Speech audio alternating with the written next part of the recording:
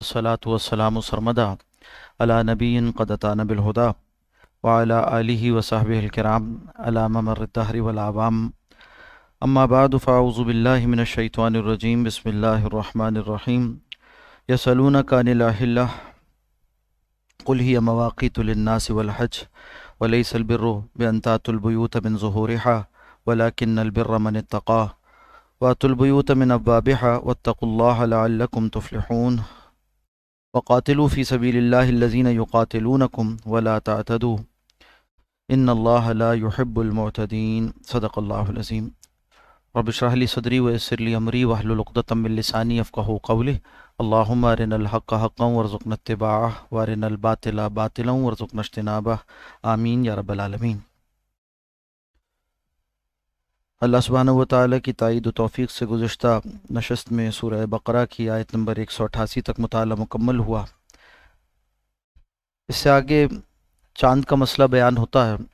اصلاً اس کا ایک پس منظر ہے کہ مسلمانوں نے مدینہ منورہ ہجرت کے بعد کفار مکہ کا تعاقب کیا اور اس میں نبی اکرم صلی اللہ علیہ وسلم کی حکم سے مختلف چھوٹی چھوٹی ٹولیوں کی صورت میں صحابہ اکرام تعاقب کیا کرتے تھے مکہ سے آنے والے قافلوں کا، اور اس میں عرب کے ماحول میں یہ بات معروف تھی کہ جو محترم مہینے ہیں، حرمت والے مہینے ہیں، ان میں جنگ و جدال نہیں ہوتا، ان میں قتل و قتال نہیں ہوتا، اور دور جاہلیت میں بھی عرب اس بات کو مانا کرتے تھے۔ آگے چل کر ایک واقعہ ذکر ہوگا کہ مسلمانوں کی طرف سے کافر قتل ہوا اور مسلمان یہ سمجھ رہے تھے کہ آج اس موقع پر ابھی حرمت والا مہینہ شروع نہیں ہوا ہے، جیسے یوم شک ہوتا ہے کہ چاند ہوا یا نہیں ہوا، اور جب کہ حرمت والا مہینہ شروع ہو چکا تھا تو کفار کی طرف سے ایک پروپیگنڈا شروع کیا گیا، ایک اعتراض کی مہم شروع کی گئی، جس میں یہ بات تھی کہ دیکھو یہ کہتے ہیں کہ یہ حضرت ابراہیم علیہ السلام سے منسوب ہیں اور ان کے دین کا دم بھرتے ہیں، مگر دین ابراہیمی میں تو تقدس حاصل ہے محترم مہینوں کو، اور اس میں یہ لوگ مسلمان قتل و قتال بھی کرتے ہیں۔ یہاں سے سوال کھڑا ہوا کہ حرمت والے مہینوں کا کیا حکم ہے، اسی طرح سے چاند، اس کا عبادات کے ساتھ اور مسلمانوں کی اور توقیت کے ساتھ، یعنی وقتوں کا جو تعین کیا گیا، اس کے ساتھ کیا تعلق۔ پھر بات آگے بڑھ گئی اور یہاں تک کہ سوال کرنے لگے کہ چاند ہے کیا، چاند سے ہوتا کیا ہے، یعنی چاند کے بڑھنے گھٹنے کی کا سبب کیا ہے اور اس سے کیا نتائج نکلتے ہیں۔ سوال کرنے والوں کے ذہن میں یہ بات بھی تھی کہ شاید اس کی کوئی توجیہ، یعنی طبعی توجیہ، جس کو آج آپ سائنٹیفک توجیہ کہتے ہیں، وہ بات بھی بیان ہوگی، مگر قرآن حکیم نے یہ اسلوب سکھایا کہ مسئلہ شرعیہ کی وضاحت کرنا ضروری ہے۔ باقی جو امور دنیاوی ہیں کہ چاند کیوں کر بڑھتا ہے، کیوں کر گھٹتا ہے، اور کس طرح نظر آتا ہے، کب کیسا نظر آتا ہے، یہ مسئلہ شرعی نہیں ہے، اسے چھوڑ دیا جائے لوگوں کی اپنی تحقیق پر، تجسس پر اور اکتشاف و انکشاف پر، جو ایک دائرہ کار ہے طبعی علوم کا، اور اس میں حلال و حرام نہیں ہوا کرتا، بلکہ یہ تو انسان کے اکتشافات ہیں۔ ہاں، شریعت اسلامیہ کے احکامات کے تابع رہنے چاہیے، کہیں اس سے ٹکرائے نہیں بات۔ تو سوال کیا گیا کہ یسألونک عن الأہلہ، یا آپ سے چاند کی بابت پوچھتے ہیں۔ ہلال کی جمع ہلہ، یعنی نیا چاند جو برآمد ہوتا ہے، تو ترجمہ یوں کیا کہ چاند کی بڑھتی اور گھٹتی تاریخوں یا چاند کی بڑھتی اور گھٹتی کیفیتوں کے بارے میں آپ سے سوال کرتے ہیں۔ قل، کہہ دیجئے، ہی مواقیت للناس والحج، کہ یہ تو اصل میں مواقیت ہے، یعنی مواقیت وقت کی جمع ہے، وقت کا بتلانا ہے لوگوں کے لیے حج کے لیے، یعنی لوگوں کو بتایا جائے کہ حج کا وقت ہو گیا ہے۔ ایک مصرف اس کا بتلا دیا، باقی اور کئی مصارف ہیں۔ رمضان کا آغاز بھی چاند کو دیکھ کر کیا جاتا ہے، اور عید کا اہتمام بھی چاند کو دیکھ کر کیا جاتا ہے۔ اسی طرح سے اور بہت سے، یعنی جو ہماری زکوٰۃ ہے عبادات میں سے، وہ بھی چاند کے مہینوں کے اعتبار سے شمار ہوتی ہے۔ عدت کا حکم آگے آئے گا، وہ بھی چاند کے مہینوں کے اعتبار سے شمار ہوتی ہے۔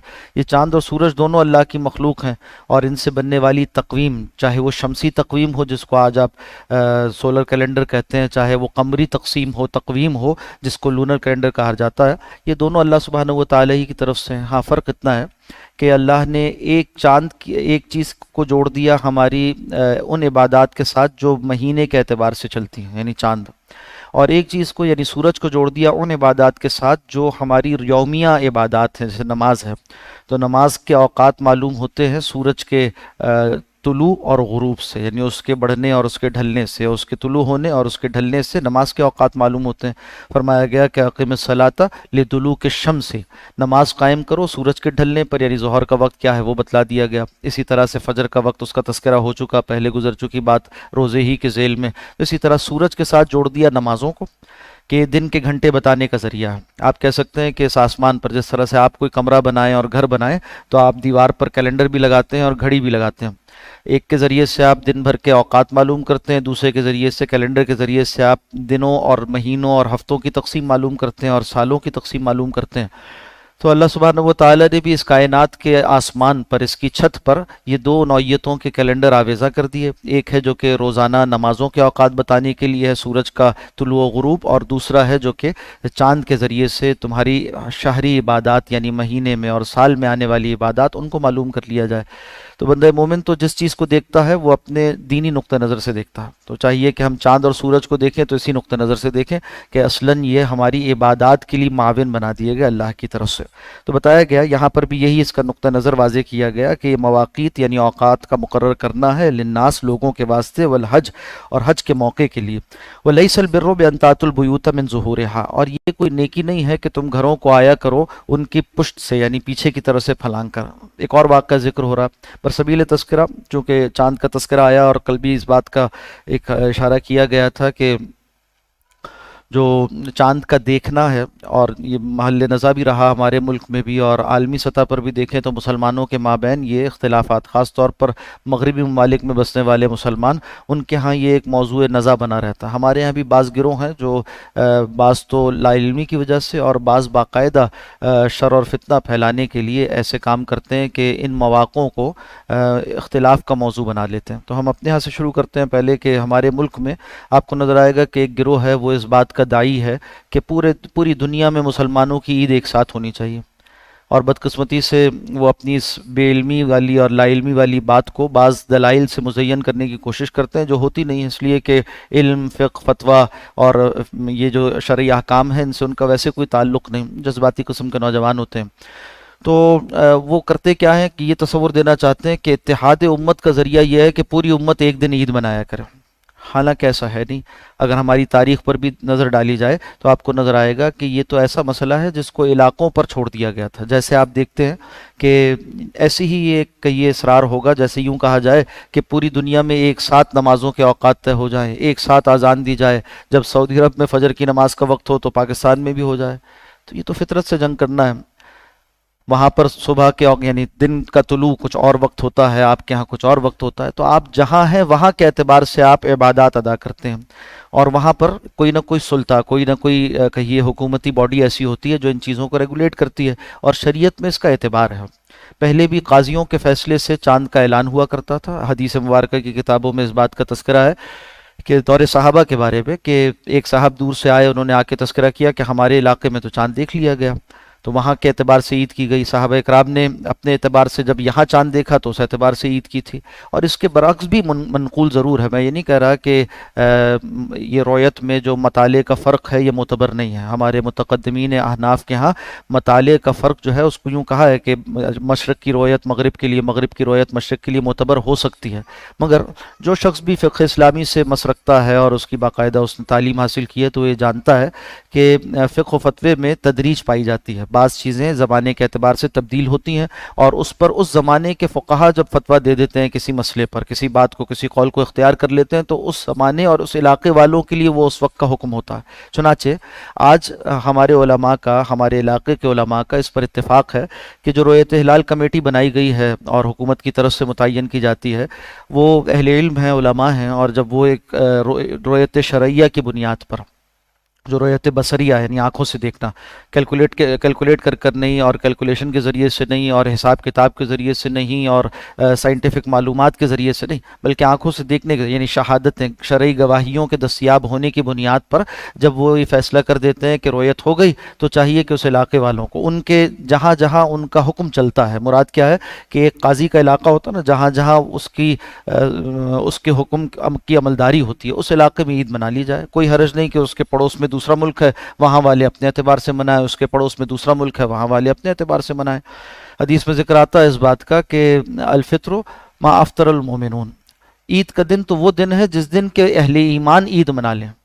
تو مسلمان جب عید کا اعلان کرتے ہیں اور انعقاد کر لیتے ہیں اس کا، تو اس دن عید کا انعقاد ہو جایا کرتا ہے. تو چاہیے کہ اس میں افتراق پیدا نہ کیا جائے، اور جس ملک اور جس علاقے میں جو اتھارٹیز کام کے لیے چاند کے دیکھنے کے لیے متعین ہے وہاں پر اس کا احترام کیا جائے. دونوں صورتیں ہو سکتی ہیں اس کی، یا تو سرکار کی طرف سے متعین ہو تب بھی درست، اور اگر کہیں حکومت مسلمانوں کی نہیں ہے اور غیر مسلم ممالک ہیں تو وہاں اگر مسلم علماء نے مل کر آپس میں ایک ایسی کوئی اتھارٹی بنا لی ہے، کوئی ادارہ بنا لیا ہے، یا کوئی ایسا فورم بنا لیا ہے جو کہ چاند دیکھنے کا اہتمام کرتا ہے اور اعلان کرتا ہے، تو وہاں کے اعلان، وہاں کی رویت کے اعتبار سے جو اعلان ہوتا ہے اس کے موافق عید کر لینا درست ہے.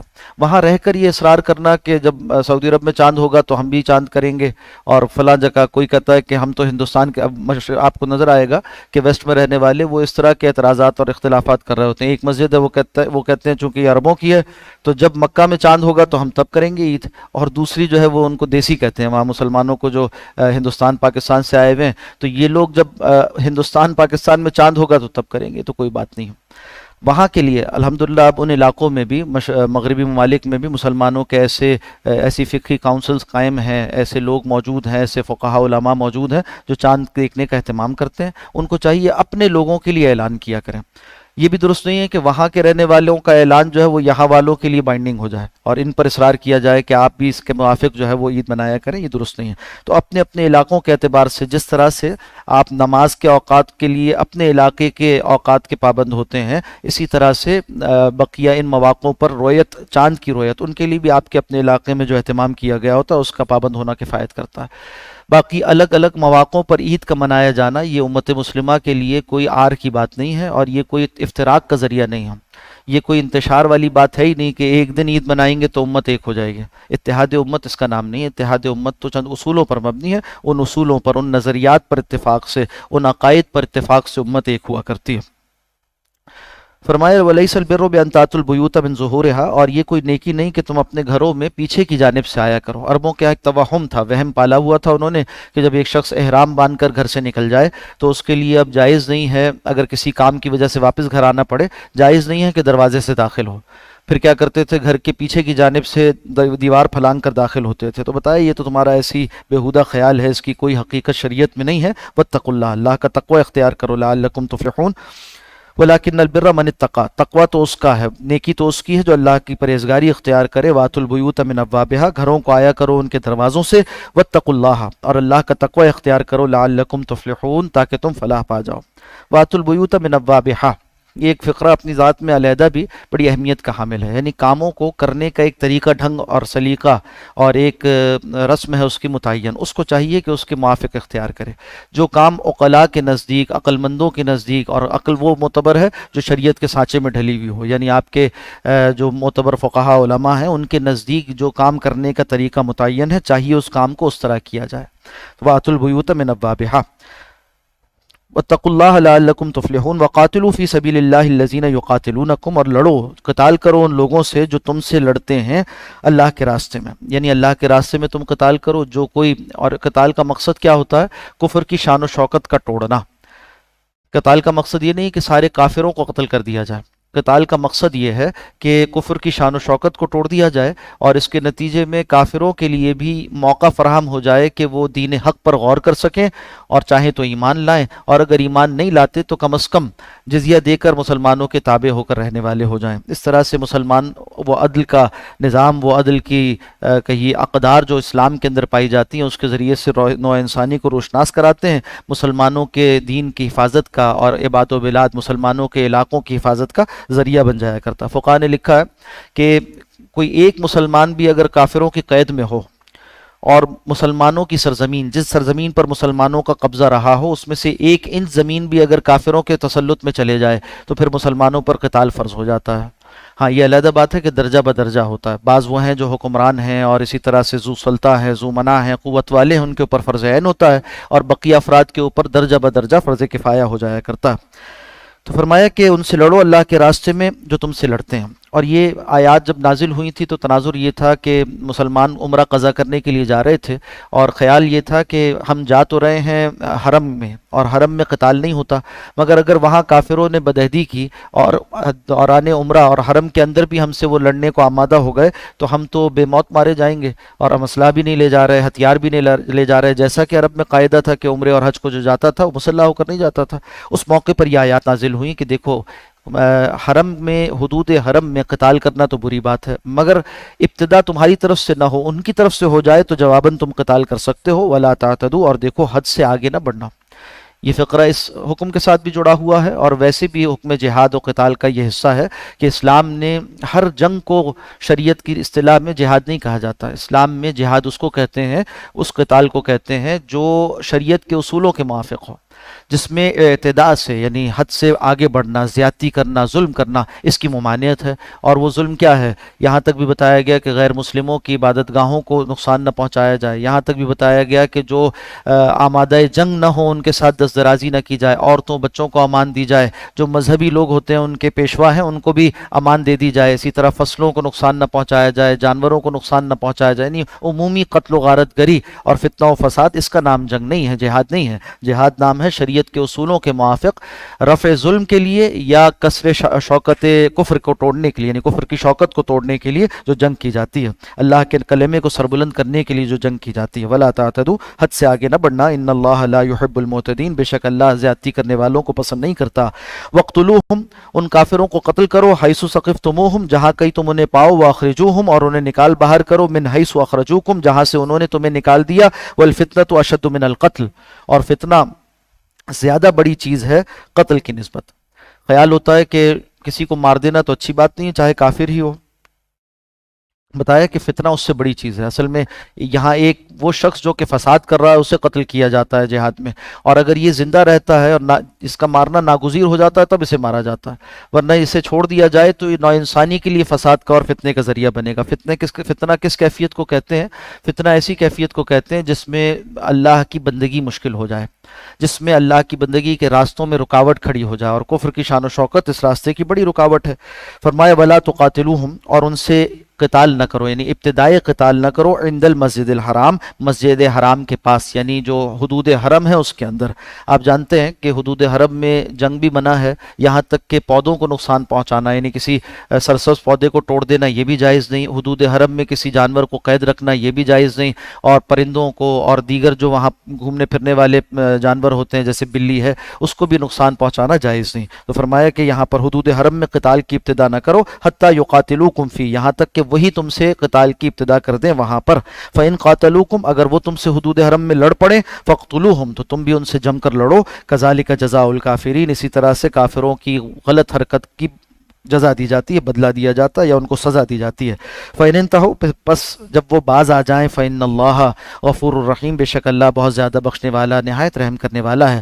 وَقَاتِلُوهُمْ، اور ان سے لڑو، حَتَّى لَا تَكُونَ فِتْنَةٌ، یہاں تک کہ فتنہ رفع ہو جائے، فروغ ہو جائے، ختم ہو جائے۔ فتنہ یہی یعنی شان و شوکت کفر کی، اور وہ ان کی یہ طاقت کہ وہ مسلمانوں کو مسجدوں میں آنے سے روک دیں، ان کی یہ طاقت کہ وہ مسلمانوں پر دست درازی کریں، یہ کیفیت ختم ہو جائے، یہاں تک لڑتے رہو۔ وَيَكُونَ الدِّينُ لِلَّهِ، اور دین کل کا کل یعنی اطاعت اللہ سبحانہ و تعالیٰ کی ہو جائے، اور اللہ سبحانہ و تعالیٰ کے دین کو مان لیا جائے۔ فَإِنِ انْتَهُوا، بس اگر وہ باز آ جائیں، فَلَا عُدْوَانَ إِلَّا عَلَى الظَّالِمِينَ، تو پھر کوئی زیادتی نہیں ہے مگر ظالموں پر۔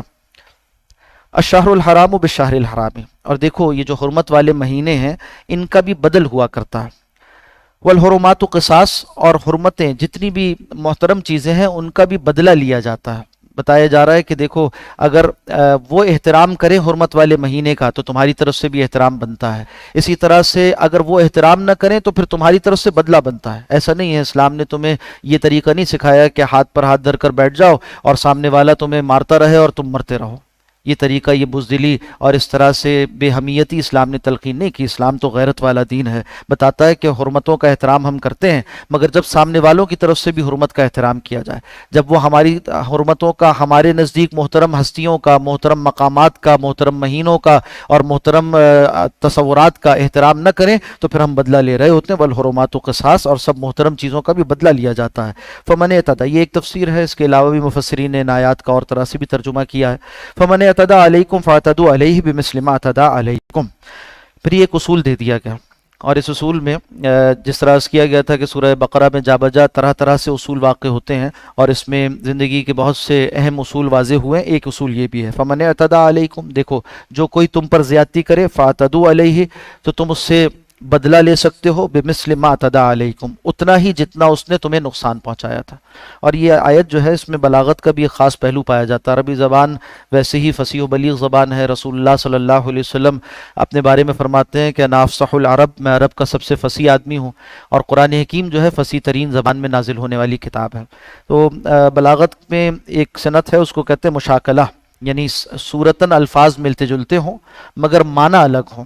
اور اس کے بالمقابل ایک اور صنعت ہے جس کو کہتے ہیں مفارقہ، کہ الفاظ الگ الگ ہوں مگر معنی ایک ہوں۔ اس سے حسن پیدا ہو جاتا ہے کلام میں۔ یہاں صنعت مشاکلہ استعمال ہوئی، فرمایا فمن اعتدى علیکم، اعتدى ایک لفظ ہے مگر 3 مقامات پر استعمال ہوا الگ الگ معنی میں۔ پہلا معنی کیا ہے؟ فمن اعتدى علیکم، جو تم پر زیادتی کرے، فاعتدوا علیہ، تم بھی زیادتی کرو، یہ ترجمہ درست نہیں ہے، تم بدلہ لے لو، بمثل ما اعتدى علیکم، اتنا ہی جتنا اس نے تم پر ظلم کیا تھا۔ تو ایک لفظ ہے اعتداء، پہلی جگہ زیادتی، پھر بدلہ، پھر تیسری جگہ ظلم، 3 طرح سے ترجمہ کیا گیا، تو لفظ تو پوری آیت بامعنی بن گئی، اور ایک حسن ہے اس آیت کے اندر۔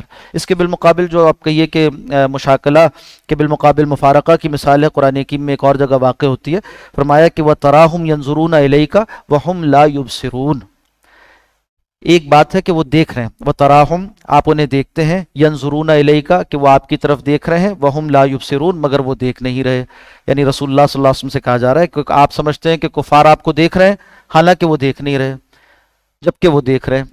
3 الگ الگ الفاظ استعمال کیا، تراہم، ترا بھی دیکھنے کو کہتے ہیں، ینظرون دیکھنے کو کہتے ہیں، یبصرون دیکھنے کو کہتے ہیں۔ 3 الگ الگ الفاظ لا کر ایک ہی معنی میں استعمال کیے گئے، دیکھنے کے معنی میں، یعنی ظاہری آنکھوں سے تو دیکھ رہے ہیں مگر دل کی آنکھوں سے نہیں دیکھ رہے، چنانچہ ان کا دیکھنا ان کے لیے باعث بصیرت نہیں ہو رہا۔ بصارت آنکھوں کا دیکھنا ہے، بصیرت دل کا دیکھنا ہے۔ تو قرآن حکیم بلاغت سے بھرا ہوا ہے، اور جس کو اللہ اس کا ذوق دے دے تو جا بجا قرآن حکیم میں ایسے ایسے بلاغت کے نقطے ہیں کہ انسان اش اش کر اٹھتا ہے، اور اسے، اور ظاہر سی بات ہے کہ اس کی بلاغت کو عربیت کا ایک خاص ذوق پیدا کر کر ہی اپریشیٹ کیا جا سکتا ہے، اور انسان طرح طرح کے ذوق پالتا ہے، رکھتا ہے، تو چاہیے کہ قرآن حکیم سے اس کا ذوق ہو جائے، اور ایسا ذوق ہو کہ وہ کا زبان، جس زبان میں یہ قرآن نازل ہوا اور اس زمانے کا ادب اس سے تعلق ہو، اور اس کے بعد قرآن حکیم کی یہ چاشنی، یہ بھی وہ محسوس کرے، تو واقعتاً زندگی کا ایک لطف ہے، اور جو زندگی اس لطف سے خالی ہو تو واقعتاً ایک لطف سے خالی ہے، ایسے لطف سے جس سے اللہ سبحانہ و تعالیٰ نے مومنوں کو سرفراز کیا ہے۔ ہم دیکھتے ہیں کہ عرب جب قرآن حکیم پڑھ رہے ہوتے ہیں، خاص طور پہ ان میں وہ لوگ جو کہ زبادانی کا ذوق رکھتے ہیں، تو ان کو اس کی کیفیات معلوم ہوتی ہیں، تو محسوس ہوتی ہیں، ایک کیفیات طاری ہو جاتی ہیں۔ اس کا ایک سبب یہی ہے کہ وہ زبان سے تعلق رکھتے ہیں۔ فرمایا واتقوا اللہ، دیکھو اللہ کا تقوی اختیار کرو، وَاعْلَمُوا، اور جان رکھو، ان اللہ مع المتقین، بے شک اللہ متقیوں کے ساتھ ہے، وَأَنفِقُوا فِي سَبِيلِ اللَّهِ، اور خرچ کرو اللہ کے راستے میں، وَلَا تُلْقُوا بِأَيْدِيكُمْ إِلَى التَّهْلُكَةِ، اور اپنے آپ کو اپنے ہاتھوں سے ہلاکت میں نہ ڈالو، وَلَا تُلْقُوا بِأَيْدِيكُمْ إِلَى التَّهْلُكَةِ، اپنے آپ کو اپنے ہاتھوں ہلاکت میں نہ ڈالو۔ اس آیت کا ایک پس منظر ہے، حضرت بخاری شریف میں نقل ہوا، حضرت ابو ایوب انصاری رضی اللہ تعالیٰ جو میزبان رسول ہیں، جلیل القدر صحابی ہیں، تو وہ فرماتے ہیں کہ ہم انصار نے ایک روز جب مکہ فتح ہو گیا تو آپس میں بیٹھ کر مشورہ کیا اور یہ خیال کیا کہ جب اسلام مغلوب تھا اور مسلمان کمزور تھے تو ہم نے اپنے کاروبار کو، کھیتی باڑی کو اور تجارت کو چھوڑ کر اپنا مال صرف کیا اسلام کے اوپر، مسلمانوں کے اوپر، جہاد و قتال میں لگ گئے۔ اس کے نتیجے میں ہمارا کاروبار خراب ہو گیا، کمزور ہو گیا اور نقصان اٹھانا پڑا ہمیں، تو کیوں نہ اب جب کہ اللہ نے اسلام کو شان و شوکت عطا کر دی ہے، مکہ فتح ہو گیا، پورے جزیرہ نما عرب میں مسلمان ایک قوت کے طور پر مانے جاتے ہیں، ان کے بالمقابل اب کوئی قوت ٹھہرنے والی نہیں ہے، تو کیوں نہ اب ہم تجارت میں اپنا وقت صرف کریں اور کچھ اپنی معیشت کو بہتر کر لیں۔ اس موقع پر یہ آیات نازل ہوئیں اور اللہ نے فرمایا وَأَنفِقُوا فِي سَبِيلِ اللَّهِ، دیکھو اللہ کے راستے میں بدستور خرچ کرتے رہو، وَلَا تُلْقُوا بِأَيْدِيكُمْ إِلَى التَّهْلُكَةِ، اپنے ہاتھوں اپنے آپ کو ہلاکت میں نہ ڈالو۔ اللہ نے تو تمہیں منتخب کیا اس کام کے لیے کہ تم رسول اللہ صلی اللہ علیہ وسلم کے ساتھی ہو کر کل روئے ارضی تک اللہ کا یہ پیغام پہنچاؤ، اس دین کی سرفرازی کے لیے کام کرو۔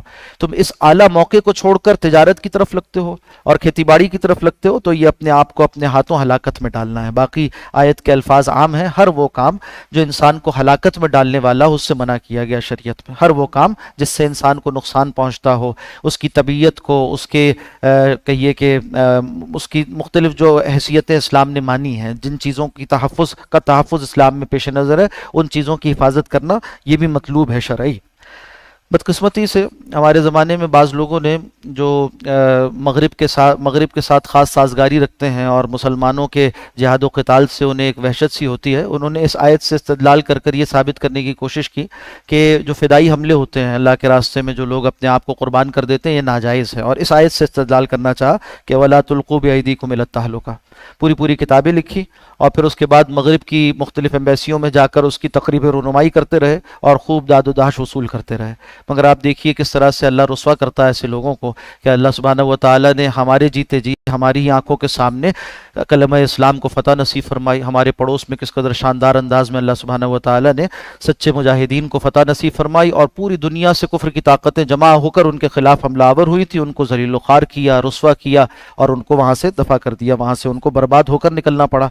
تو اور یہ آیت بھی دیکھیے جس سے وہ استدلال کر رہے ہیں، یعنی انسان جب اس کا نقطہ نظر غلط ہو جائے تو عین برعکس جو اس کا شرعی استدلال ہے، اس کے عین برعکس باتیں وہ وہیں سے نکال رہا ہوتا ہے۔ جس آیت سے استدلال کیا جا رہا ہے جہاد کے خلاف، وہ آیت اصل میں جہاد پر ترغیب کے لیے نازل ہوئی تھی۔ اگر بخاری شریف کا یہ شان نزول، بخاری شریف میں منقول یہ شان نزول ہی دیکھ لیا جاتا تو کسی بھی فہم رکھنے والے آدمی کے لیے استدلال ممکن نہ ہوتا۔ فرمایا وَأَحْسِنُوا، اور دیکھو نیکوکاری کا راستہ اختیار کرو، ان اللہ یحب المحسنین، بے شک اللہ سبحانہ و تعالی نیک لوگوں کو پسند کرتا ہے۔ وَأَتِمُّوا الْحَجَّ وَالْعُمْرَةَ لِلَّهِ، اور پورا کرو حج اور عمرے کو اللہ کے لیے۔ یعنی جب ایک نیک کام کا آغاز کر دیا جائے تو اسے مکمل کرنا چاہیے، اسے بیچ میں چھوڑنا نہیں چاہیے۔ اگر چھوٹ جائے کسی سبب سے تو پھر قضا لازم آتی۔ یہیں سے فقہاء نے یہ حکم نکالا کہ اگر کسی سبب سے احصار ہو جائے، یعنی انسان کہیں روک لیا جائے اور وہ احرام باندھ کر نکل چکا تھا، کوئی بھی ایسا واقعہ پیش آ جاتا ہے طبیعت کی وجہ سے، حالات کی وجہ سے، راستے کے نامساعد ہونے کی وجہ سے، تو اس کو پھر بعد میں قضا کرنا پڑتا ہے حج اور عمرے کو۔ وَأَتِمُّوا الْحَجَّ وَالْعُمْرَةَ لِلَّهِ فَإِنْ أُحْصِرْتُمْ، اگر تم روک لیے جاؤ، فَمَسْتَيْسَرَ مِنَ الْهَدِيِّ، تو جو کچھ تمہیں میسر ہو ہدی کے جانور میں سے۔ ایک ہے قربانی کا جانور جو عید پر قربان کیا جاتا ہے، اور ایک ہے وہ جانور جو کہ حدود حرم میں لے جا کر قربان کیا جاتا ہے، اسے ہدی کہتے ہیں، ہدی کا جانور۔ اور یہ زمانے قدیم سے یعنی ما قبل اسلام بھی یہ طریقہ چلا آ رہا تھا۔ کرتے کیا تھے کہ ایسے جانور کے سر کو چیر دیتے تھے اور اس کے اوپر خون لگا دیتے تھے، تو معلوم ہو جاتا تھا کہ یہ قافلہ جو جا رہا ہے یہ ہدی کے جانور لے کے جا رہا ہے۔ تو راستے میں چونکہ عربوں کا عام معاش جو ہے وہ لوٹ کھسوٹ پر اور ڈاکہ زنی پر مشتمل تھا، تو قافلوں کو لوٹا کرتے تھے، ایسے قافلے کو وہ ڈاکو بھی چھوڑ دیتے تھے جو ہدی کے جانور لے کر جا رہا ہو۔ تو قرآن حکیم نے ہدی کو تو باقی رکھا، مگر اس رسم کو منع کر دیا کہ اس طرح نہ کیا کرو کہ جانوروں کو اذیت پہنچاؤ، بلکہ بے عیب ہونا جس طرح سے دوسرے جانوروں کے لیے مقرر کیا گیا، ایسے ہی ان کے لیے بھی مقرر کر دیا گیا کہ جو جانور اللہ کے راستے میں قربان کیے جائیں ان کو بے عیب رکھا جائے، ان پر زخم نہ ہو، نشان نہ ہو، اسی طرح سینگ نہ ٹوٹے ہوئے، اور بقیہ تعلیمات جو دی گئی ہیں۔ فرمایا فمستیسر من الہدی، جو تمہیں قربانی یعنی ہدی دستیاب ہو جانور اسے ذبح کر دو۔ امام حنیفہ رحمۃ اللہ علیہ فرماتے ہیں کہ یہ بھی جو ہدی کے جانور ہیں، بہرحال اگر کسی کو روک لیا جائے تو اس کے لیے جائز نہیں ہے کہ جہاں روک لیا وہیں ذبح کرتے، بلکہ یہ جانور بھیج دے گا کسی جانے والے کے ساتھ کہ وہ جا کر حدود حرم میں قربان ہو، اور جب وہ قربان ہوں گے تو یہ سر مونڈے گا اپنا، اس سے پہلے نہیں مونڈ سکتا۔ چنانچہ اس کے ساتھ وقت طے کر لے کہ اتنے دن کی مسافت ہے، جب تم حدود حرم پہنچ جاؤ تو پہلا کام یہ کرنا کہ میری طرف سے یہ قربانی کر دینا، اس کے بعد میں اپنا سر مونڈ لوں گا اور احرام اتار لوں گا۔ اور بقیہ ائمہ ثلاثہ کہتے ہیں کہ جہاں روک لیا گیا وہیں پر اسے قربان کر دیا جائے گا اور وہیں پر وہ اپنا سر مونڈ سکتا ہے۔ وَلَا تَحْلِقُوا رُؤُوسَكُمْ، دیکھو اپنے سر نہ منڈواؤ، حَتَّى يَبْلُغَ الْحَدْيُ مَحِلَّهُ، یہاں تک کہ ہدی کا جانور اپنے مقام کو پہنچ جائے۔ اس سے امام اعظم رحمۃ اللہ علیہ نے استدلال کیا اس کا محل کیا ہے، وہ اصل میں حدود حرم ہے جہاں کے لیے وہ لے کر نکالا گیا تھا۔ یہ کہتے ہیں کہ یہاں پر ہی پہنچنا ان کا محل تھا، یہ اجتہادی اختلاف ہے ائمہ کے مابین۔ فمن کان منکم مریضا، تو تم میں سے جو کوئی مریض ہو، او بہ اذى من راسہ، یا یہ کہ اس کے سر پر کوئی تکلیف ہو، یعنی سر پر ایسا کوئی زخم ہو گیا جس کی وجہ سے طبیب نے کہا کہ بال مونڈ لو، بال کا رکھنا، یا اس زخم کا معالجہ ممکن نہیں ہے بال مونڈے بغیر، تو سر سے بال مونڈنے پڑیں گے۔ تو فرمایا ففدیۃ من صیام، تو پھر اسے چاہیے کہ فدیہ دے روزوں کے ذریعے سے، او صدقۃ، یا صدقے کے ذریعے سے، او نسک، یا قربانی کے ذریعے سے۔ اب دیکھیے تین صورتیں تو بتا دیں، مگر روزے سوال پیدا ہوتا کتنے روزے، صدقہ کتنا صدقہ، اور قربانی نسک کہتے ہیں تو قربانی کتنی قربانی۔ اب قرآن حکیم کے الفاظ میں کہیں نہیں لکھا ہوا، جو اپنے آپ کو اہل قرآن کہتے ہیں ان سے پوچھنا چاہیے کہ بھئی اس حکم پر تم عمل کیسے کرو گے اگر سنت رسول کو ہٹا دو بیچ میں سے۔ کہیں قرآن حکیم میں آگے پیچھے ماں بعد یہ بات منقول نہیں ہے، اور نہ عقل سے سوچ کر طے کی جا سکتی ہے کہ اللہ سبحانہ و تعالیٰ کیا چاہتا ہے. یہ تو موقوف امور میں سے نا، اللہ بتائیں گے تو معلوم ہوگا، اور رسول اللہ صلی اللہ علیہ وسلم نے بتلا دیا. چنانچہ بتایا کہ کفارے کی تین صورتیں یہ ہیں کہ یہ جو فرمایا کہ ففدیۃ من صیام، تو اس کی صورت یہ ہوگی کہ 3 دن کے روزے رکھے جائیں گے. صدقہ کی مراد یہ ہے کہ 6 مسکینوں کو کھانا کھلایا جائے گا. اور جو نسک ہے اس کی مراد یہ ہے کہ قربانی کم از کم 1 بکری کی جائے گی. حدیث سے معلوم ہو جاتا ہے. تو قرآن حکیم اپنے پڑھنے والے کو جا بجا یہ بتلاتا ہے کہ صرف قرآن کا پڑھنا کفایت نہیں کرے گا، بلکہ اس کو حدیث کے ساتھ جوڑ کر سمجھا جائے گا، تبھی بات مکمل ہوگی. فرمایا فَإِذَا أَمِنْتُمْ، اور جب تم حالت امن میں ہو جاؤ، فَمَنْ تَمَتَّعَ بِالْعُمْرَةِ إِلَى الْحَجِّ، یعنی راستہ محفوظ ہے اور تم جا سکتے ہو حج کے لیے اس موقع پر جب جاؤ. یہاں سے یہ بھی بات نکلتی ہے کہ حج کی جو شرائط ہیں فرضیت کی، اس میں سے ایک شرط یہ بھی ہے کہ راستہ محفوظ ہو، وہاں تک پہنچنا اس کے لیے ممکن ہو. فَإِذَا أَمِنْتُمْ، اور جب تم حالت امن میں ہو. فَمَنْ تَمَتَّعَ بِالْعُمْرَةِ، تو جو کوئی فائدہ اٹھائے عمرے کے ساتھ إِلَى الْحَجِّ، حج تک کے لیے. مطلب کیا ہے؟ حج کی 3 قسمیں ہیں. ایک حج وہ ہے جس کو کہتے ہیں حج تمتع. اس میں کیا کیا جاتا ہے کہ احرام باندھ کر نکلتے ہیں آپ میقات سے پہلے عمرے کا، اور حدود حرم میں داخل ہو کر عمرہ کرتے ہیں، کعبۃ اللہ پہنچ کر احرام کھول دیتے ہیں. پھر اس کے بعد 8 ذو الحجہ کو حج کا احرام باندھتے ہیں اور پھر حج کے مناسک کا آغاز کرتے ہیں. ایک ہی سفر میں، حج کے سفر میں عمرہ بھی کر لیا اور حج بھی کر لیا، 2 چیزیں جمع کر لی. اس کو کہتے ہیں حج تمتع. دوسری قسم حج کی ہے جس کو کہتے ہیں حج قران. اس میں یہ ہوتا ہے کہ یہ بھی ان لوگوں کے لیے ہے جو کہ حدود حرم سے اور میقات کے حدود سے باہر رہنے والے ہیں. دونوں قسمیں، یعنی تمتع کی قسم اور قران کی قسم ان لوگوں کے لیے ہے جو باہر کے رہنے والے ہیں. اور اس اعتبار سے بھی نوع انسانی کو اللہ سبحانہ و تعالی نے تقسیم کیا ہے، اور کہیے کہ پورے حدود کے اعتبار سے لوگوں کو، افراد کو، جغرافیے کو بھی تقسیم کیا ہے. ایک وہ لوگ ہیں جو حرم کے اندر رہنے والے ہیں، حدود حرم کے اندر، ان کو کہتے ہیں حرمی، یعنی حرم کے رہنے والے. تو اس کے بعد پھر ایک علاقہ حل ہے، یعنی حرم اور میقات کے درمیان کا، تو وہاں کے رہنے والوں کے احکام الگ ہیں، کہاں سے وہ احرام باندھیں گے، ان کو کہتے ہیں حلی. پھر میقات پر بسنے والے ان کو میقاتی کہتے ہیں، ان کے لیے احکام الگ ہیں.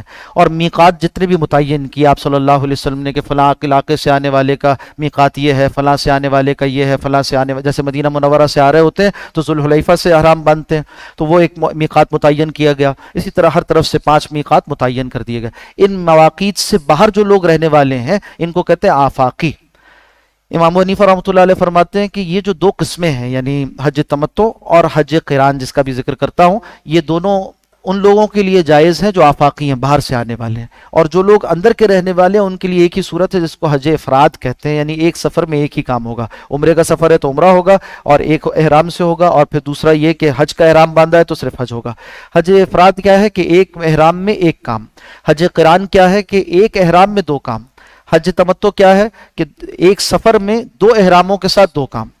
اچھا، یہ جو کہ سہولت ہے ایک طرح سے، حج تمتع میں کیا ہوتا ہے کہ آپ نے ایک سفر کیا اور ایک احرام باندھا، عمرہ کیا اور احرام کھول دیا، اور پھر اس کے بعد سہولت سے رہے حرم میں، پھر اس کے بعد دوسرا احرام باندھا، اب پابندیاں شروع ہوئیں اور اس میں حج کر لیا، یہ دوسرا احرام. یہ جو سہولت ہے اس کا ایک شکرانہ دینا ہوگا. امام حنیفہ رحمۃ اللہ علیہ فرماتے ہیں کہ دم شکر ہے، وہاں پر حدود حرم کے اندر ایک جانور قربان کیا جاتا ہے. امام شافعی فرماتے ہیں یہ دم اجبار ہے، یعنی یہ کہ ایک طرح سے کفارہ ہے اس سہولت کا. چنانچہ امام ابو حنیفہ رحمۃ اللہ علیہ کے نزدیک جب کہ وہ دم شکر ہے تو خود اس قربانی میں سے جو وہاں کی جاتی ہے، جو شخص حاجی ہے اور دیگر جو مستطیع آدمی ہیں اور جو غنی لوگ ہیں وہ بھی کھا سکتے ہیں. اور امام شافعی رحمۃ اللہ علیہ کے مسلک میں چونکہ یہ دم اجبار ہے یعنی کفارہ ہے، تو وہ صرف غریب، غربا، مساکین میں ہی تقسیم کیا جا سکتا ہے، وہ خود انسان نہیں استعمال کر سکتا اس کے گوشت کو.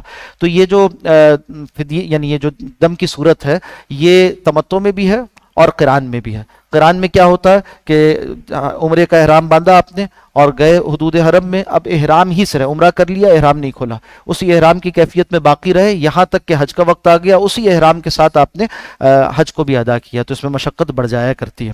تو فرمایا کہ جو کوئی شخص اس سے فائدہ اٹھائے، یعنی فَإِذَا أَمِنْتُمْ، جب تم حالت امن میں ہو، فَمَنْ تَمَتَّعَ بِالْعُمْرَةِ إِلَى الْحَجِّ، تو فائدہ اٹھائے عمرے سے لے کر ایک ہی احرام میں یا 2 احرام میں ایک ہی سفر میں حج تک کے لیے، فَمَسْتَيْسَرَ مِنَ الْهَدْيِ، تو اسے بھی چاہیے کہ قربانی کیا کرے حدود حرم میں جو میسر ہو. فمن لم یجد، اور جس کے پاس قربانی میسر نہ ہو، فصیام، تو اسے چاہیے کہ روزے رکھے ثلاثت ایام فی الحج. اور روزے کیسے ہوں گے؟ فصیام ثلاثت ایام فی الحج، کہ 3 دن کے روزے رکھے ایام حج میں وہیں رہتے ہوئے. وسبعۃ اذا رجعتم، اور 7 دن کے روزے جب وہ اپنے علاقے کو واپس آ جائے، سفر حج سے واپس ہو جائے. تلک عشرۃ کاملہ، اس طرح سے یہ 10 پورے ہو جائیں گے. ذالک لمن لم یکن اہلہ حاضر المسجد الحرام، یہ اس کے لیے ہے. اب یہاں سے امام صاحب کا مسلک واضح ہوتا ہے، فرماتے ہیں کہ یہ اس کے لیے ہے، یعنی یہ سہولت اللہ فرما رہا ہے اس کے لیے. کون سی سہولت؟ تمتع کی سہولت اور قران کی سہولت اس کے لیے ہے. لمن لم یکن، جو نہیں ہے، اہلہ اس کے گھر والے، حاضر المسجد الحرام مسجد حرام کے رہنے والے، یعنی حدود حرم کے رہنے والے نہیں ہیں، باہر کے ہیں، یعنی آفاقیوں کے لیے سہولت ہے، ہلی، حرمی اور میقاتی ان کے لیے نہیں ہے. واتقوا اللہ، اور دیکھو اللہ کا تقوی اختیار کرو. وَاعْلَمُوا، اور جان رکھو، ان اللہ شدید العقاب، بے شک اللہ سبحانہ و تعالی پکڑنے میں بھی سخت ہے. الحج اشہر معلومات، حج معلوم مہینوں میں ہے. اب یہاں پھر سوال کھڑا ہوتا ہے کہ معلوم مہینے کون سے ہیں؟ اللہ فرما رہے ہیں معلوم ہے. کس کو معلوم ہے؟ رسول اللہ صلی اللہ علیہ وسلم کو معلوم ہے، اور وہ بتلا رہے ہیں. عرب کے ماحول میں تھی مگر بہت سی چیزیں تھیں. اب یعنی منکرین حدیث یہ کہتے ہیں یہ تو عرب معاشرت سے معلوم ہو جائے گا. تو بھائی عرب معاشرت میں تو بہت سی ایسی چیزیں تھیں جن کو ناجائز قرار دے دیا، یہ کیسے معلوم ہوگا کہ یہ جائز ہے اور یہ ناجائز ہے؟ تو آپ سنت کی اصل کو چھوڑ دیجئے تو پھر دھکے کھاتے پھریں گے یہاں وہاں، اور اس میں کہیں پر بھی ثبات نہیں. کسی چیز کو لغت سے حاصل کریں گے، کسی کو تاریخ سے حاصل کریں گے، کسی کو عرب سماج سے حاصل کریں گے. یہ کوئی ماخذات ہے؟ کہ اس سے اچھا یہ نہیں تھا کہ خود صاحب رسالت رسول اللہ سے حاصل کرتے صلی اللہ علیہ وسلم، پھر آپ کے تربیت یافتہ صحابہ سے حاصل کرتے، پھر ان کے تربیت یافتہ ائمہ مجتہدین سے حاصل کرتے؟ ہم تو یہاں سے لیتے ہیں الحمدللہ دین کو. آپ بیچارے لغت، ڈکشنری اور اسی طرح تاریخ کی بے اصل کتابوں اور وہاں کے کلچر سے جو ہے وہ متمتع ہوتے پھر رہے ہیں. فرمایا کہ الحج اشہر معلومات، حج تو مقررہ مہینوں میں ہے. یہ مہینے کون سے ہیں؟ یہاں 3 گنتیوں کا ذکر آتا ہے. اشہر معلوم کا بھی ذکر آتا ہے، ایام معدودات کا بھی تذکرہ آتا ہے، اسی طرح سے اشہر حرم کا تذکرہ ہم اس سے پہلے پڑھ چکے ہیں، جن کا ذکر کیا گیا تھا کہ وہ محترم مہینے ہیں. محترم مہینے کون سے ہوتے ہیں جن کا تذکرہ آیا نا؟ الشہر الحرام بالشہر الحرام، الشہر الحرام بالشہر الحرام. وہ کون سے تھے؟ وہ ذوالقعدہ ہے، ذوالحج ہے، محرم ہے اور رجب ہے. یہاں پر دوسری گنتی کا ذکر آ گیا، الحج اشہر معلومات. معلوم مہینے کون سے ہیں؟ فرمایا کہ شوال کا پورا مہینہ ہے، ذوالقعدہ کا مہینہ ہے، اور 10 دن ذوالحج کے ہیں. اور یہ اشہر معلومات سے حج کا تعلق کیا ہے کہ ان ایام میں جب احرام باندھا جاتا ہے حج کی نیت سے تو حج فرض ہو جاتا ہے. اس کے بعد کسی سبب سے اگر روک لیا جائے اور راستے میں کچھ موانع پیش آ جائے تو پھر قضا کرنا ہوگا. فمن فرض فیہن الحج، جو کوئی اس میں حج فرض کر لے، مراد کیا ہے کہ عازم سفر حج ہو جائے، فلا رفث ولا فسوق ولا جدال فی الحج، تو اسے چاہیے کہ ان باتوں کا لحاظ کرے.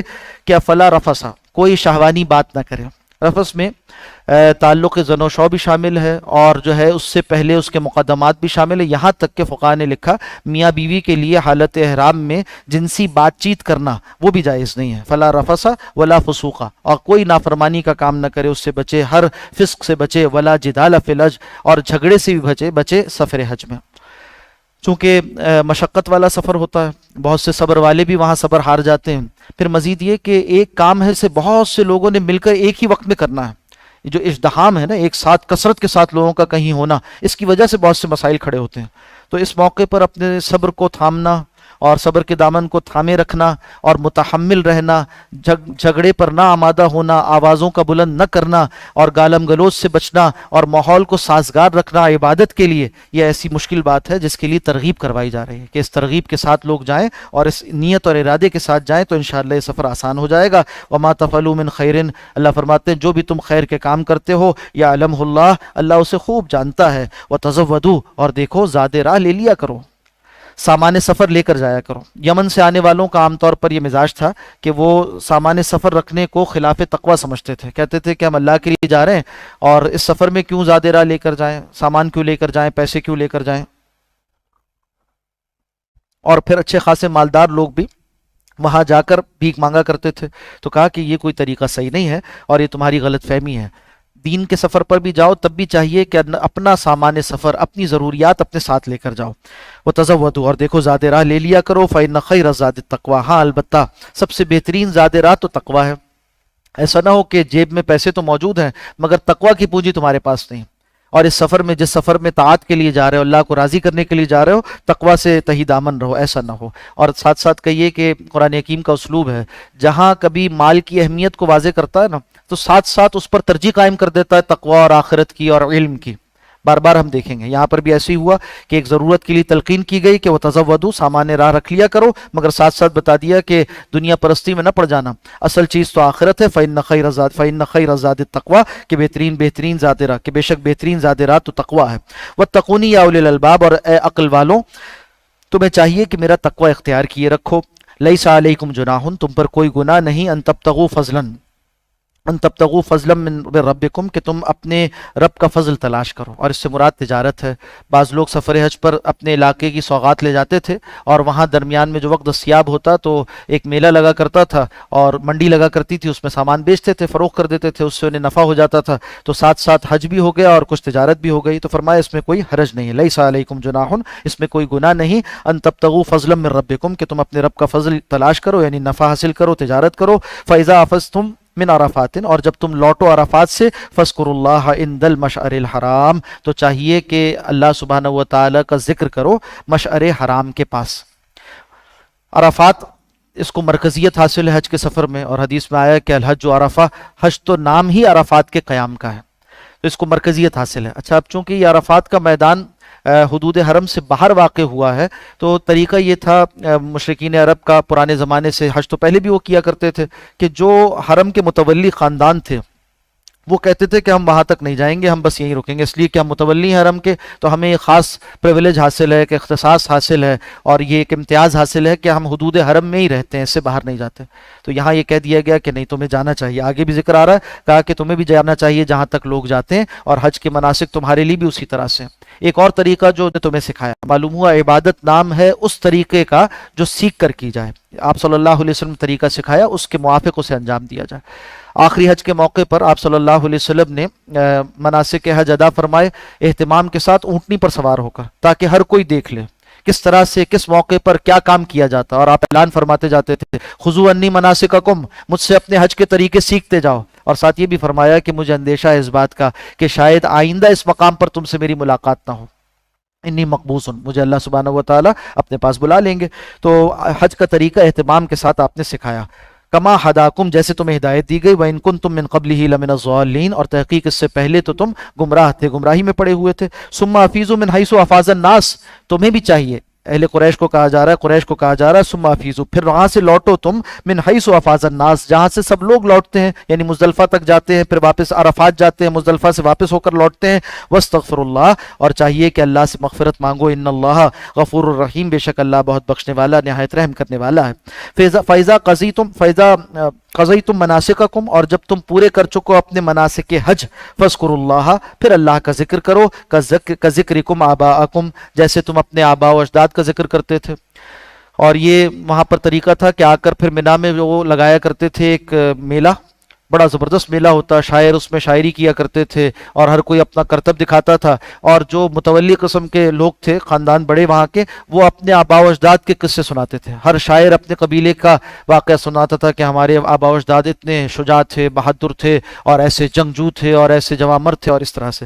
تو کہا جس طرح تم اپنے آباء و اجداد کا ذکر کرتے تھے، تمہیں چاہیے کہ اب اللہ کا ذکر کرو، او اشد ذکرہ، بلکہ اس سے بڑھ کر اللہ کا ذکر کرو۔ فمن الناس میں یقول، پس لوگوں میں سے بعض ایسے بھی ہیں جو کہتے ہیں ربنا آتنا فی الدنیا، اے اللہ ہمیں دنیا ہی میں عطا فرما دیجئے، ما لہو فی الآخرۃ من خلاق، ایسے لوگوں کے لیے آخرت میں کوئی حصہ نہیں۔ بعض صرف دنیا مانگتے رہتے ہیں، دنیا مانگتے ہیں، اللہ سے بھی مانگتے ہیں تو دنیا ہی مانگتے ہیں، ہاتھ اٹھاتے ہیں تو ایسی حقیر چیز ہی مانگتے ہیں۔ صحیح ہے، یہ چیزیں بھی مانگنے کی ہے، مانگی جا سکتی ہیں، حدیث میں آتا ہے کہ جوتے کا تسمہ بھی اللہ ہی سے مانگو، مگر اس کا یہ مطلب نہیں ہے کہ اصل مانگنے کی چیزیں ہی ہیں۔ اصل مانگنے کی چیزیں تو وہ ہیں جو رسول اللہ صلی اللہ علیہ وسلم نے مانگ کر دکھائی ہیں۔ آپ صلی اللہ علیہ وسلم کی جو ادعیائے معصورہ ہیں، دعائیں ہیں، ان میں دیکھیے کیا مانگا گیا، ہدایت مانگی گئی ہے، رحمت کا سوال ہے، بخشش کا سوال ہے، اور اللہ سبحانہ و تعالیٰ کی طرف سے عافیت کا سوال ہے، دینداری کا سوال ہے، تقوی کا سوال ہے، اور بہت سی آخرت کی نعمتیں ہیں جن کا سوال ہے۔ تو ان چیزوں کو اللہ سے مانگو۔ فرمایا بعض ایسے ہیں جو صرف دنیا مانگتے ہیں، اللہ کا فیصلہ یہ ہے کہ پھر ان کے لیے آخرت میں کوئی حصہ نہیں ہے۔ وَمِنْهُم مَن یقول، مگر بعض ایسے بھی ہیں جو کہتے ہیں، دعا کرتے ہیں، ربنا آتنا فی الدنیا حسنہ، اے ہمارے رب ہمیں دنیا میں اچھائی بھلائی عطا فرمائیے، وفی الآخرۃ حسنہ، اور آخرت میں بھلائی عطا فرمائیے۔ دنیا اور آخرت دونوں کی حسنہ مانگتے ہیں۔ اس کا یہ مطلب نہیں ہے کہ دنیا کی کے مال و دولت کے حریص ہوتے ہیں، حسنہ سے مراد ہے دنیا میں بھی نیک اعمال کی توفیق مانگتے ہیں، دنیا میں بھی ہدایت کے طلبگار ہوتے ہیں، اولاد کے لیے بھی ہدایت کی دعا کرتے ہیں، اور دین کے راستے میں آگے سے آگے بڑھنے کی تمنا ہوتی ہے وہ اللہ سے مانگا کرتے ہیں، یہ حسنہ ہے۔ ہاں باقی دنیا کا مال و اسباب جو ضرورت کی چیزیں ہیں اس کے مانگنے میں بھی حرج نہیں۔ ہاں البتہ فقہاء نے لکھا کہ دعا کے آداب کے خلاف ہے کہ کسی حقیر شے کو متعین کر کے اللہ سے مانگا جائے۔ کوئی یہ دعا کرے کہ اس طرح دعا کرے کہ یا اللہ مجھے 100 روپے دے دے، تو یہ نامناسب بات ہے اور اس سے جو ہے بے ادبی ہے۔ اور اس طرح کی دعائیں نماز کے اندر کرنا، چاہے عربی میں ہی کوئی شخص کرے، نفل نماز میں ہی کرے، تب بھی جائز نہیں۔ نماز کے باہر جائز تو ہے مگر ناپسندیدہ بات ہے۔ تو اللہ سے مطلق چیزیں مانگنی چاہیے۔ مشائخ کہتے ہیں کہ جیسے جیسے اللہ کی معرفت بڑھتی جاتی ہے انسان کو، اتنا انسان متعین چیزوں کے بجائے توفیقات مانگتا ہے اللہ سے، خیر مانگتا ہے اللہ سے کہ اللہ جو خیر ہے وہ عطا فرماتے۔ مجھے یہ بھی نہیں معلوم کہ میرے حق میں کیا یہ متعین چیز بہتر ہے یا نہیں ہے، اور جس کو میں خیر سمجھ رہا ہوں کیا یہ خیر ہے یا نہیں ہے۔ آگے آئے گی بات کہ جس کو انسان خیر سمجھ کر مانگتا ہے وہ شر ہوتی ہے بسا اوقات، اور جس کو شر سمجھ رہا ہوتا ہے وہ اس کے لیے خیر ہوتی ہے چیز۔ تو اللہ سے خیر کا سوال کرنا چاہیے، مطلق سوال کرنا یہ زیادہ بہتر ہے۔ فرمایا کہ مانگتے ہیں اس طرح سے ربنا آتنا فی الدنیا حسنہ وفی الآخرۃ حسنہ وقنا عذاب النار، اور اللہ ہمیں آخرت میں آگ کے عذاب سے بچا لیجئے۔ اولئک لہم نصیب مما کسبوا، یہ وہ لوگ ہیں جن کے لیے حصہ اس میں سے جو انہوں نے کمایا۔ واللہ سریع الحساب، اور اللہ جلد حساب لینے والا ہے۔ وَاذْكُرُوا اللَّهَ فِي أَيَّامٍ معدودات، اور اللہ کا ذکر کرو گنتی کے دنوں میں۔ اب یہ تیسرا واقعہ ہے، تیسری گنتی ہے جس کا ذکر آ رہا ہے۔ اشہر حرم کا ذکر آیا، پھر اشہر معلوم کا ذکر آیا، اب ایام معدود کا ذکر آ گیا، گنتی کے دن۔ یہ گنتی کے دن کون سے ہیں یہ بھی ظاہر سی بات ہے قرآن حکیم میں نہیں لکھے ہوئے، احادیث مبارکہ میں واقع ہوئے کہ ایام معدودات سے مراد ہے 3 دن ذوالحجہ کے، یعنی 11، 12 اور 13 تاریخ۔ ان ایام میں منا میں قیام کرنے والوں کے لیے رمی جمار کا حکم ہے، کہ وہ شیطان جنہیں کہا جاتا ہے جو پلر سے بنے ہوئے اس کو جا کر وہ رمی کرتے ہیں، رمی جمار کا حکم ہے۔ اور نمازوں کے بعد تکبیرات کا حکم ہوتا ہے بقیہ افراد کے لیے، تکبیرات تشریق، ایام تشریق کہلاتے ہیں۔ آپ جانتے ہیں کہ بقیہ جو اطراف و اکناف عالم میں رہنے والے ہیں وہ ان 4 دنوں میں تکبیرات پڑھ رہے ہوتے ہیں، تو یہ ایام معدودات ہیں۔ فمن تعجل فی یومین، تو جو کوئی قیام منا میں جو رمی جمرات کے ایام ہیں ان میں 2 دن کر کر واپس آ جائے، یعنی جلدی آ جائے 2 دن مکمل کر کر، فلا اسم علیہ، تو اس پر بھی کوئی گناہ نہیں۔ ومن تاخر، اور جو کوئی مؤخر کرے یعنی 1 دن اور وہاں پر رک جائے اور رمی کرے، فلا اسم علیہ، تو اس پر بھی کوئی گناہ نہیں۔ لمن اتقی، جو تقوی اختیار کرنے والا ہو۔ پہلے اور دوسرے دن کی رمی کر کر وہ وہاں سے جلد روانہ ہو جائے، وہاں شام نہ ہو تو ٹھیک ہے، اور اگر شام ہو جائے تو اگلے دن کی رمی بھی کرنی ہوگی، اسے مکمل کر کر آ جائے۔ اختیار دیا گیا، یعنی تیسرے دن کی رمی وہ اختیاری ہے۔ واتقوا اللہ، اور فرمایا اللہ کا تقوی اختیار کرو۔ واعلموا، اور جان رکھو، انکم الیہ تحشرون، کہ تم سب کو اللہ ہی کی طرف اکٹھا کیا جائے گا، وہیں جمع ہونے والے ہو۔ اقول قولی ھذا واستغفر اللہ لی ولکم ولسائر المسلمین۔